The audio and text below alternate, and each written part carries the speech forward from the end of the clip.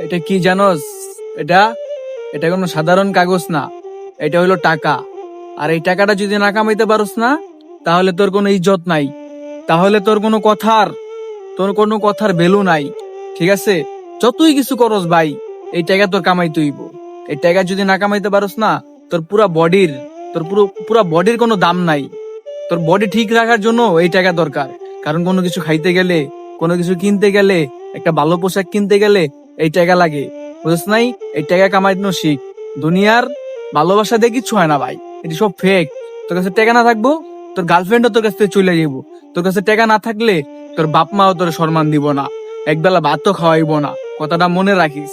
এই টাকা হইলো এরকম একটা জিনিস, এই টাকার লইগা আজকে মনে কর সারা দিনও কিছু খাই নাই। বুঝছ নাই?